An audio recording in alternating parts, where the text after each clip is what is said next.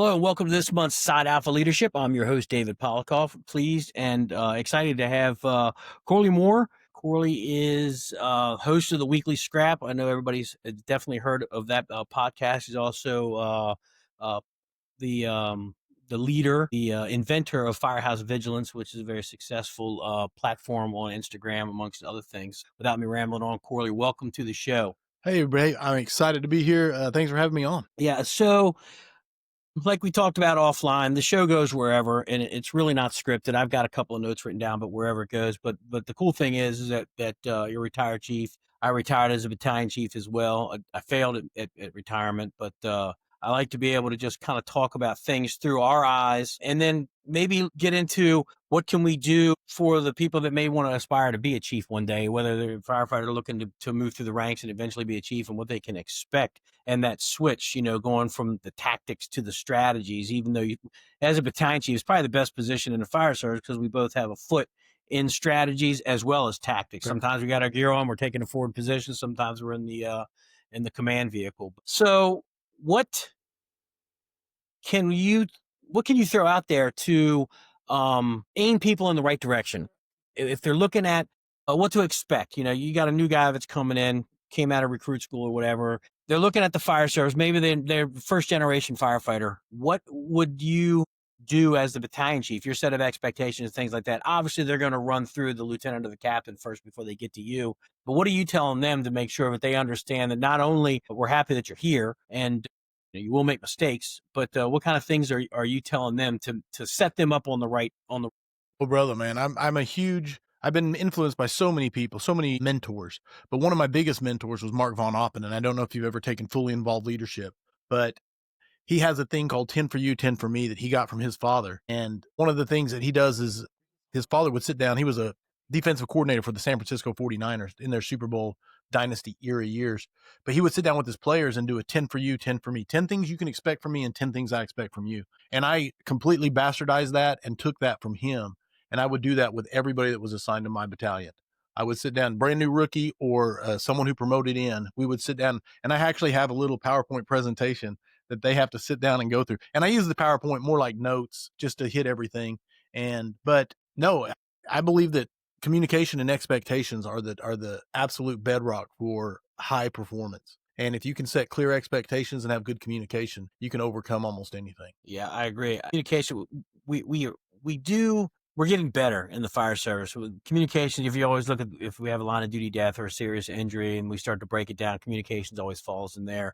So I think setting your expectations out in the front, so people know exactly what the chief is looking for, and if they carry that forward, as they move through their career, they're going to set them up for success. And it's funny, you said with your mentors, which is important, the things that you take from other people. I'm a big proponent of why reinvent the wheel. Oh, If no. it works, then adapt it to make it work. What about motivating? I know reading your bio, obviously, I feel the same way you did when you talked about, in the battalion, I had 7 stations that I was responsible for. And I was in the best battalion, hands down, was the 1st Battalion, which is on the eastern side of Montgomery County. Right on. And a ton of mutual aid calls, old school, pre-World War II, World War II buildings. Everybody fought to get in the 1st Battalion. It was one of those battalions where you either loved it or you hated it. And if you loved it and you were there and you promote and you end up getting out, you work your rest of the career to get back there. If you hate it, you do everything you can to get out of it. But one of the things that you said in your bio, which I just totally subscribe to, is that I would have people come up to me and say, "Hey man, you really ran that fireground really nice." I said, No. My guys make me look good. That's it, man. And I said, they work so hard that they would be down on themselves if they made a mistake on the fireground, thinking that they let me down. Let you down. And all the while, I'm trying not to let them down, by letting them work. So that was a motto that I lived by, is that my guys made me look good. And, and I tried to push the accolades back on them. Them pulling the right line, hitting the right floor, aggressive, doing the job, making good radio transmissions, things like that. They always made me look good. So I was fortunate that I stepped into a good battalion, and I like to tell people, I was born in the 1st Battalion, I got hired in the 1st Battalion, and I retired in the 1st Battalion, even though I did stints all over our county. There was no place that I'd rather be, because it's always just a great group of people. So as a new chief, what kind of advice are you going to give to somebody that's stepping into a role with senior guys? And you're leaving the captain's role, you're moving into the battalion chief's role, and you want to change the world. I've always told people, I said, don't bite off a lot. Let them guys, show you what they can do. Yeah. What advice are you giving to the new guys? All about succession planning, stuff like that. 100%. And that's a great question. Great question. But it's also a multifaceted question because it really depends on the guy that I'm talking to. And because that's going to massively determine the advice that I give them.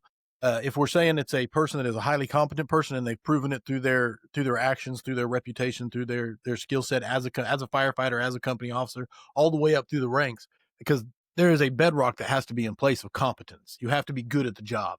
And if that bedrock is in place, then you can start talking about things that you can excel at in the position of battalion chief. But if you're not competent, man, you got to start there and get command competency, strategic competency, tactical competency. You just have to be competent at those things that are required of you as a battalion chief. And so that's the bedrock of what. But if we can take that as a given, the person is a competent company officer stepping into the role and yet to be determined, metal tested, so to speak, of the battalion chief, then the number one piece of advice, if they're a competent person, okay, is you have to take care of your people. Plain and simple, you have to take care of your people. That is the number one job of a battalion chief. And I say that because 90% of what we do is at the firehouse, and then the 10% is on the fire ground. And if you take care of the firehouse, the fire ground will take care of itself. You set the bar. I want to dive into taking care of your people. You hear that a lot, Yes. especially from Yes. newer guys. They regurgitate, I take care of my people. It's a And I big broad challenge brush people. that people can use to cover any sort of behavior, man. But go ahead. Yep. But that's what I usually challenge people. I say, well, what do you mean by that? Right. You take care of your people. Tell me what that means. A lot don't understand. So talk a little bit about what does it mean to take care of your people. You're a seasoned battalion chief. I know you have the answer, but I want to hear the answer so the newer people that listen to that understand what it means when you actually say that. It's just not some slogan on a poster. It means something. What it is not is where I'll start. It is not making them comfortable. It is not making sure that they don't have to do anything or now there is levels to keeping busy work off their plate and being that shield from administrative duties that are unnecessary and things like that. But that's not what I'm talking about when I say take care of your people. It is not coddling them. It is not protecting them from things. It is making sure that they know they are valued, make sure that they know that they are heard, that their concerns are being taken care of. Probably the number one, I don't know if it's the number one thing, but the thing I said a lot was, I cannot promise you results, but I can promise you effort. So when they bring me a problem, I am absolutely going to do my damnedest to make sure that that problem gets solved. And if I can't, they're going to know that I did my damnedest. And it's just, it could not be solved. And that's that.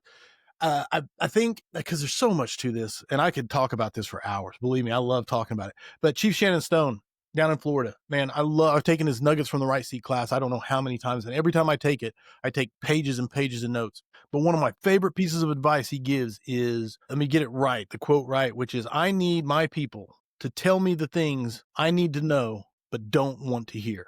Right? They have to feel comfortable telling me that. And if they ever don't, I failed as a leader. And that is the greatest early warning system. And so it is so important that you encourage your people to communicate their problems upwards.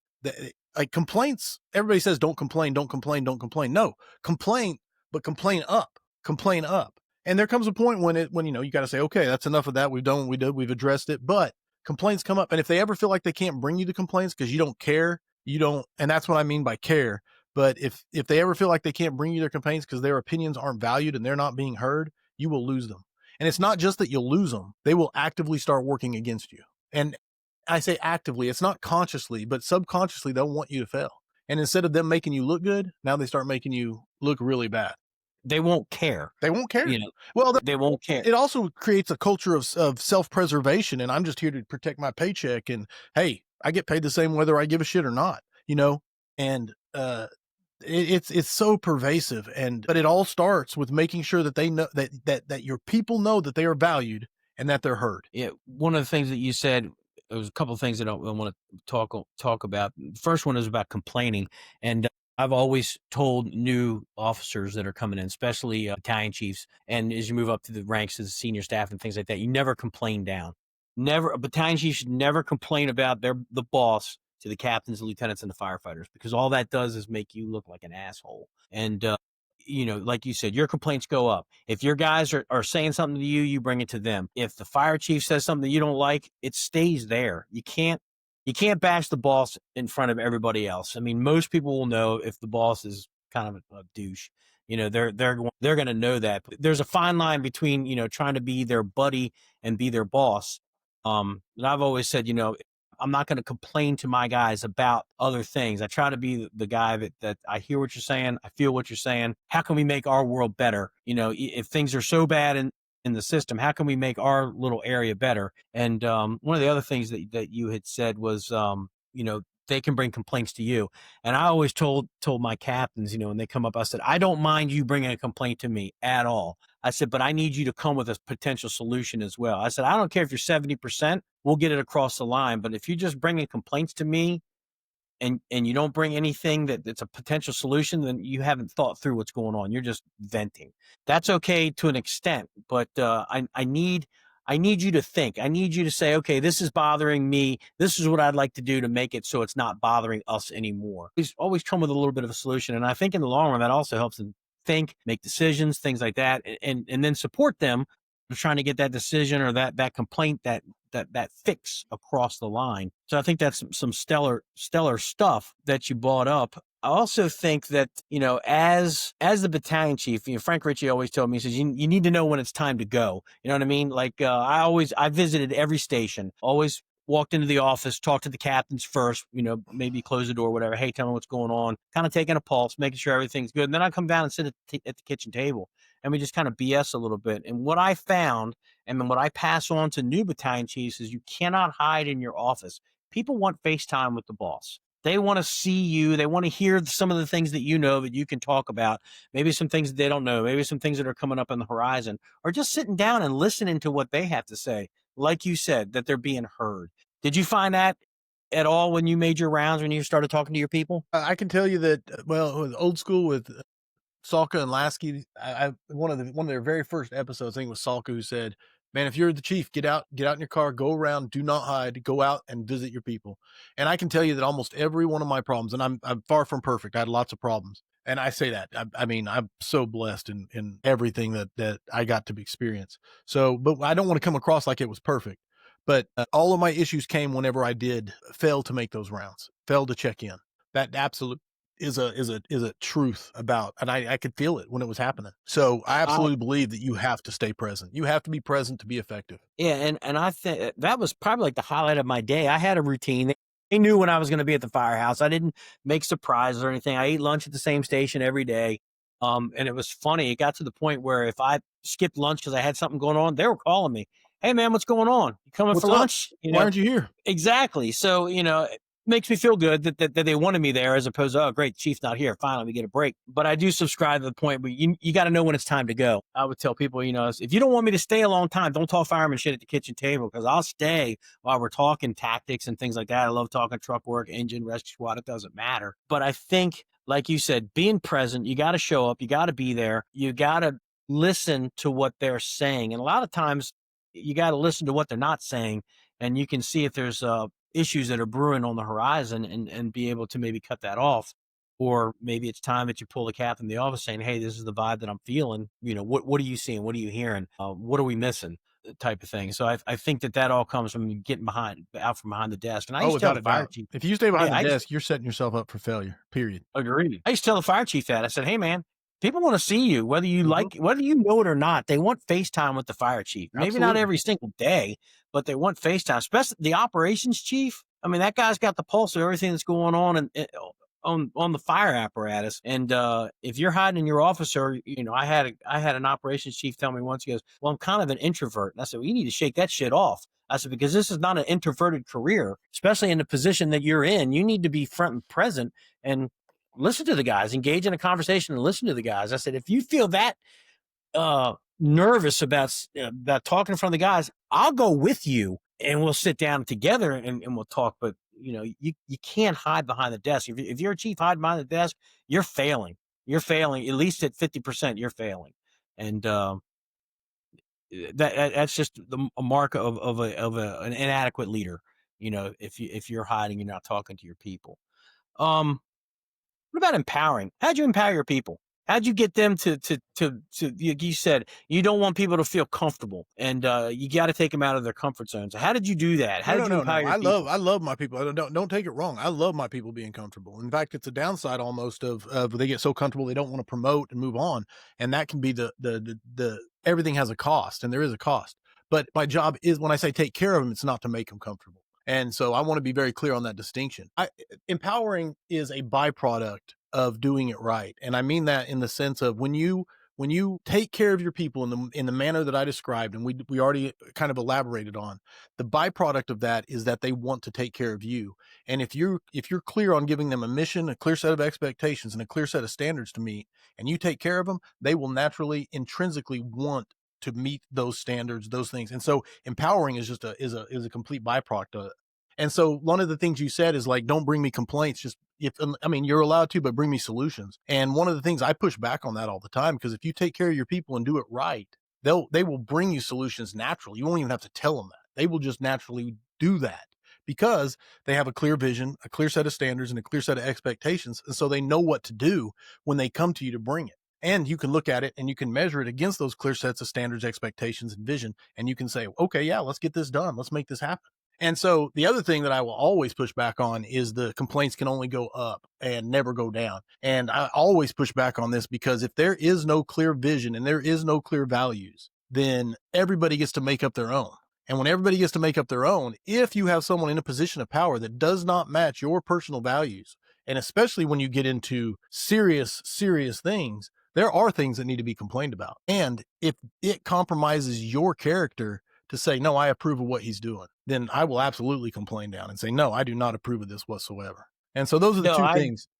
I agree. I agree with what you're saying, and maybe I didn't phrase it correctly. What I'm talking about is my personal complaints, things that anger me or whatever. I'm not Right. going to No. bring Okay. that to those I am guys. with you 100% on that. Right. But no, if the fire chief is not doing the right thing, I'm going to make sure that my guys aren't falling into that, especially if it's dangerous or if unethical or something Sure. like that. By all means, 100%. And it Uh, rarely is safety or anything. It's rarely safety or something you can point at because that's easy fix, but mhm. it's usually something that's in the gray area. And it's almost always because there's a lack of clear values and vision that is agreed upon from the top down that says, this is our vision, this is our values, and this is our core principles that we're going to do things by.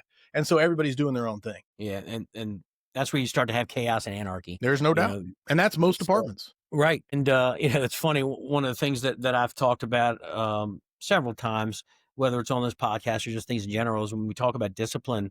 And when I mean discipline, as in like you break the rules, there's Sure. consequences. One of the things that I've seen in the fire service that really will drag down whether it's a shift or even an organization is when you don't point out things that are wrong or people that are doing things wrong and discipline them for that. It's one of the hardest things that we have to do in the fire service. It's so easy to pat someone on the back, write them an attaboy letter that how well you did, give them an award or whatever. But when it comes time to discipline, a lot of people shy away from that because it's difficult. There's a lot of hoops that you got to jump through, especially when you're talking about union and things like that. You got to do it right. And it gets to the point where sometimes an I wasn't dotted or a T wasn't crossed and it gets thrown out. And it kind of deflates people where you'll just see that they'll just let stuff slide. And when you start letting Oh, things slide, that's when the fire department just starts to kind of go downhill. And then you're going to start to see some freelancing and things like that on the fire ground because people are just going to do whatever they want to do, knowing that there's no consequences. well, and there's nothing more destructive than what you're describing is just a lack of a standard. If there's a standard, then discipline is easy. If there's no standard, and that's usually the root cause. Because if there's a standard, whether it's rules, regulations, SOPs, SOGs, or insert whatever, if there is a standard, then you hold the standard. And if you don't hold the standard, in other words, you just say, well, no big deal. We're not going to discipline that guy because he didn't meet the standard. And when I say standard, I don't mean I mean, it could be rules, regulations, SOP, SOG, whatever you want to say. If you don't meet the standard and there's no consequences, there's no standard. And there is nothing more destructive to an organization than that. Because then your Right. high performers are they're either going to check out or they're going to go rogue, plain and simple. And then eventually they will leave the organization or they will completely just sink down to the level. It's called drifting towards failure, but they will drift towards failure. Right. And I think we owe it to the fire service to point that out. And when we're going, you have to be able to be brave enough to say enough's enough. We're not doing the right thing. Some of the things that I've seen lately, the fire service is getting younger. I think that we can probably all agree on that. No, there's a turnover One for of the sure. things that I talked about last month in the podcast was people promoting really fast, Yes. not spending time, not learning the rank, not learning the position that they're in, and then just jumping to the next position. And that's where I start to see these discipline issues, is where clearly somebody's doing something wrong, whether it's on the fire ground or in the firehouse, and their boss isn't confident enough in their abilities to discipline that person that may be senior, or there may be a fear of disciplining or saying something Sure. because they don't know any better themselves. And I don't know if you've bumped up against that. I'm seeing it more and more where the officers are younger and younger. They're moving forward in the ranks and they haven't learned the rank that they just left. No, absolutely. And the fire service is getting younger. You know, when I hired on in the 90s, it was the Vietnam era firefighters that were kind of retiring out. And, you know, and there was a turnover then too. We got very young in the 90s. And now, you know, your generation, we're starting to phase out, and it's getting another heavy turnover into another young fire service all over again. There is a lot of differences between each one, obviously, because generational differences, but the internet has massively shrunk the fire service. But no, what you're discussing is absolutely exists in every organization, whether it's fire service or not. And that's someone, you know, the Peter principle, and promoting to your level of incompetence. And if you don't have that competence, like I said it before, that bedrock of competence is necessary, because if you don't have it, how can you put your foot in the ground and say, no, this is not what we're doing, and have the actual, you know, core strength in yourself, your confidence in your competence to make that call. And so it's an absolute problem, but it's an organizational and it's a systemic problem. It's not just a youth thing.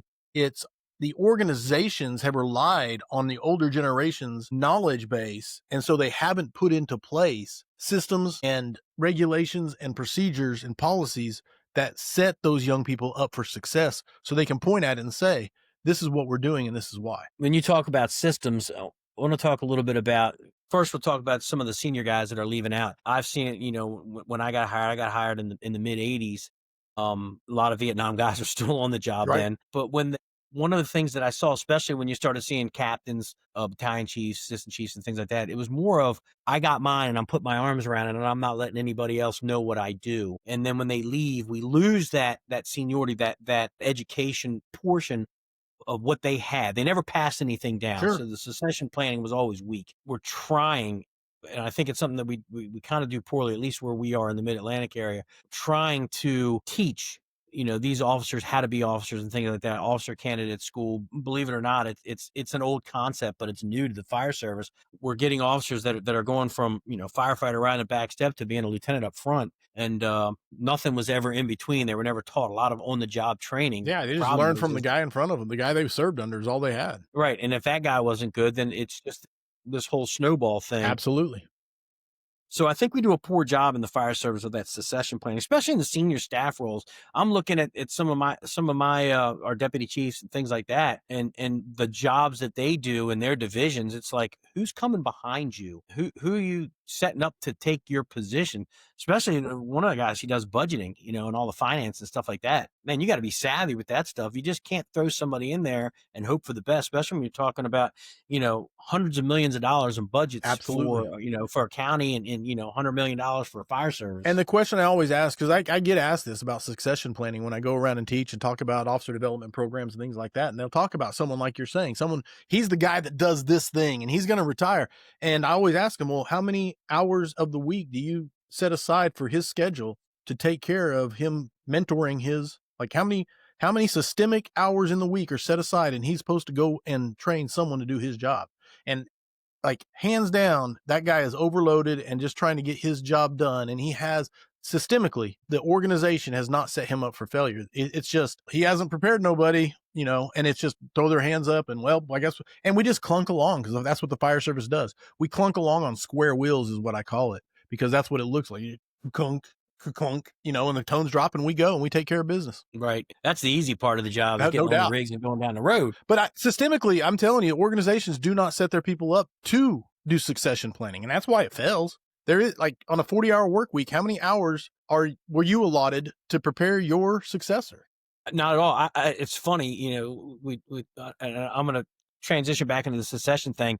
When I was when it was time for me, I was like, I'm going to retire. And we have our drop, our deferred retirement option Right. plan. So you go into that, you got 3 years in the drop, and then you retire. So I didn't know who was going to come in behind me. Well, I had applied for another job, and they basically called and said, hey, we want to give you we want to hire you in this position, but you got to be in free and clear of the county you work in now. So I had to go back and change it from, the drop plan to, I'm retiring. Do I got to give 2 weeks notice? And of course, this is the height of COVID. So everything's over the phone and email. 34-year career, I had to end on an email.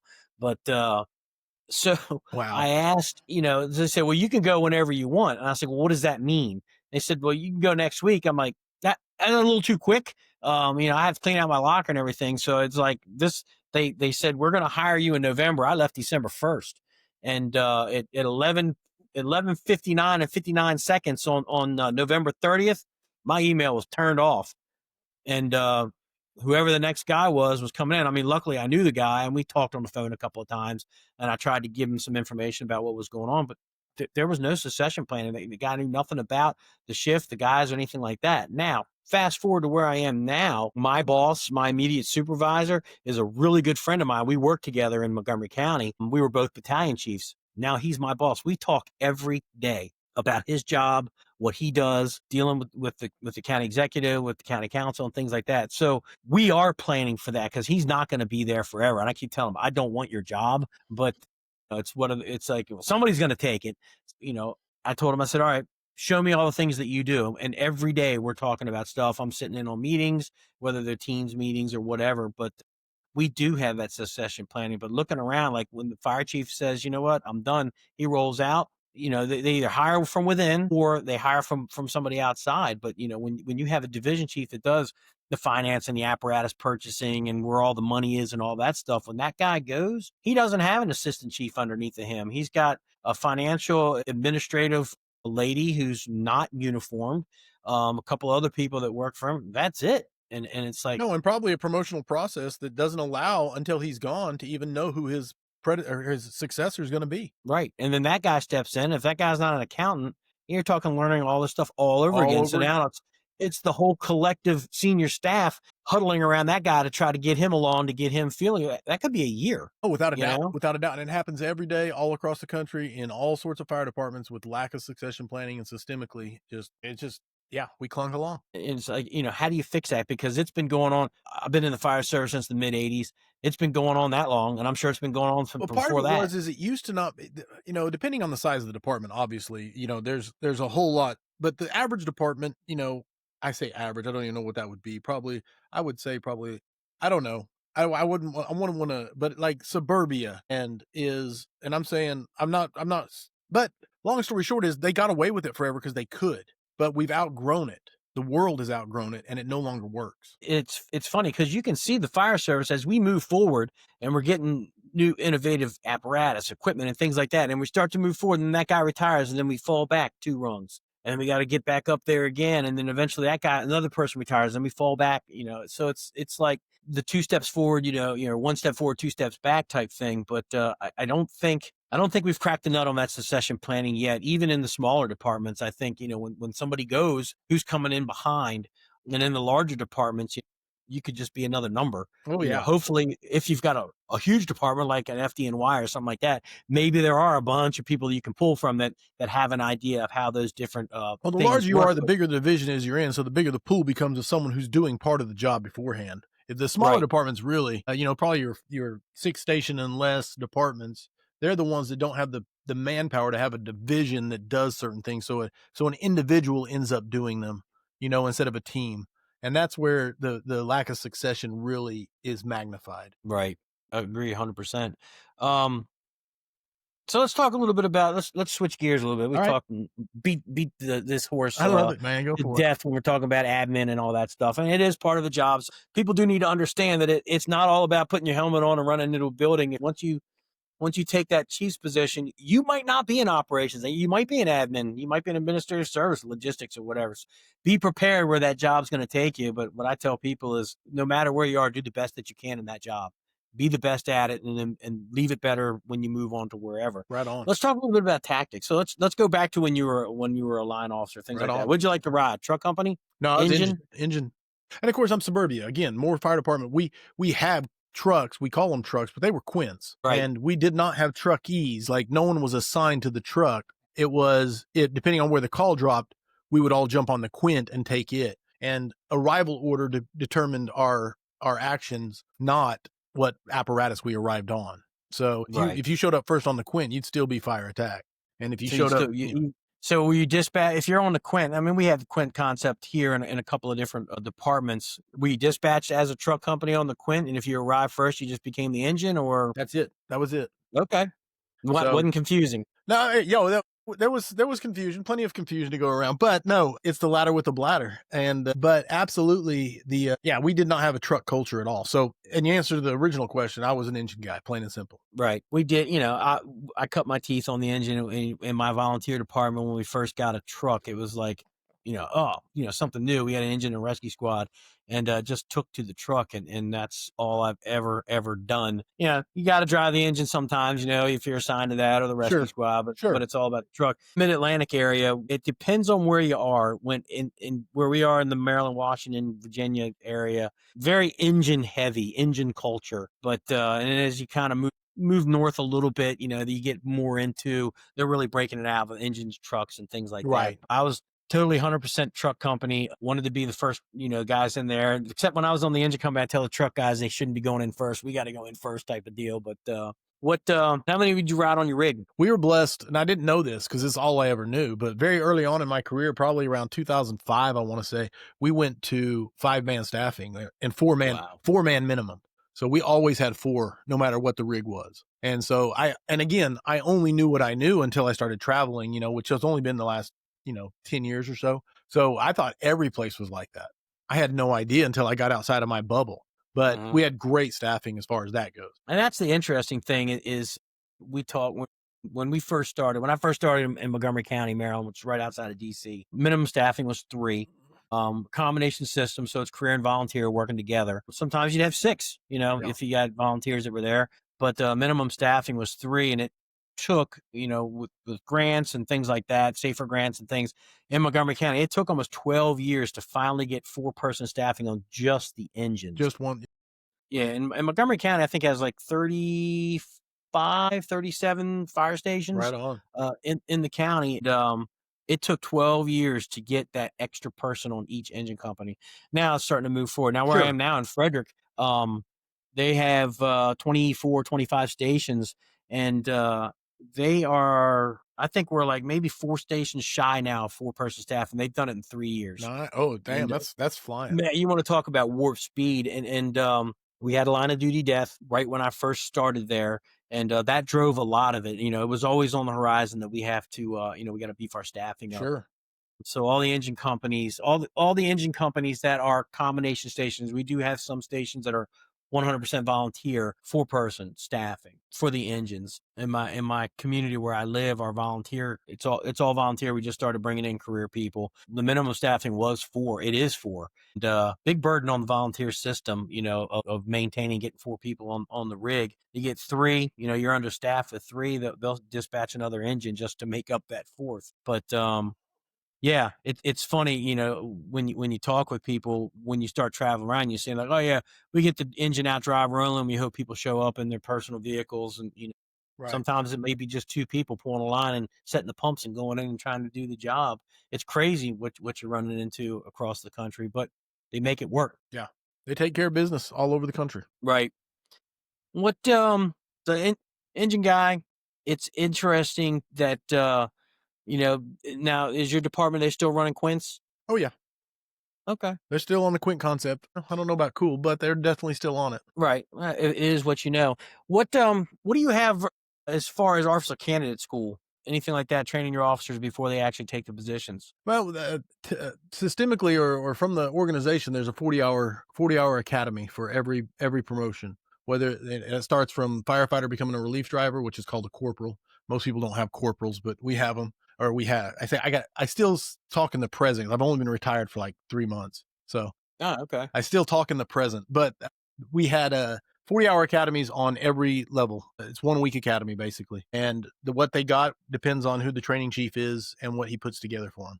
I don't think there is a curriculum Now it's getting better. We've had a training chief now, I think, want to say for like 5 or 6 years. That's a pretty good run of him getting a system in place so that people are getting the same thing each time. But yeah, the 40-hour academy, as far as the organization goes, everything else is informal mentoring or going to the outside the agency and doing it on your Right. own.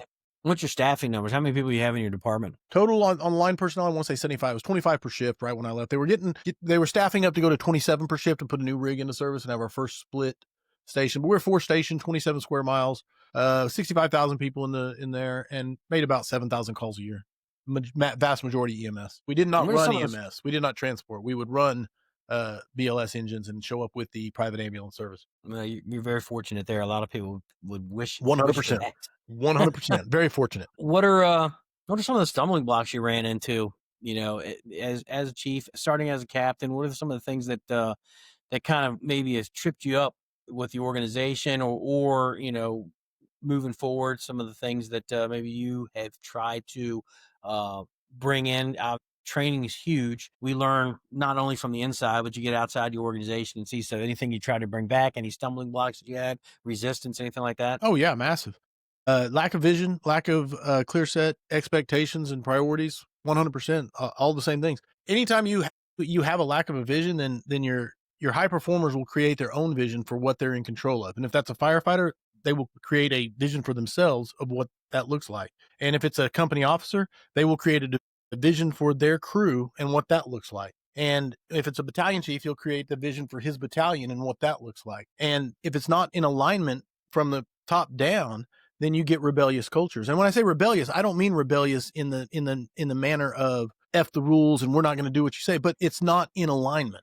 And so it's unhealthy for the organization. And that's a tough place to be. So that's mainly just leadership, ego, and politics. Plain and simple. Same thing as problems everywhere. How is it working on the political side with where you are? Are you having a county executive? You got a county council? Is it a city? City council, city manager. The city council elects the city manager. City manager makes all the decisions at the behest of the city council. And I was not involved in it whatsoever. I was completely removed from the stakeholders above my pay grade. Like I did not care for the politics whatsoever, which might have been a mistake. Might have been better to actually invest some time in them, but I did not. Yeah, no, it gets it's a little tedious, especially when it's not aligned. One of the good things, in the area that we're in the Mid Atlantic area, majority of the time the politicians leave the fire department alone because it usually runs itself well. They like to pick apart the police department and things like that, but they Especially the usually last leave few years, police has caught a lot of the heat. they have, and they leave the fire department alone, Right. and it allows us to, it's one of those out of sight, out of mind. You're not creating any issues. We're not hearing anything like that, and it's kind of just business as usual. But I'm with you. I don't like the politics stuff. Unfortunately, we kind of bump up against it at headquarters. Luckily, the fire chief is pretty savvy with Good. in the political world. Shields his people from things that that what we don't need to know. Not going to bore us with the details, but the things that we do need to know are things that are coming down the pike, are letting us know so we can get it out to the masses so they know what's coming on. No surprises, things like that. And to me, I think that's super important that that we're well informed and we know what's coming down the pike.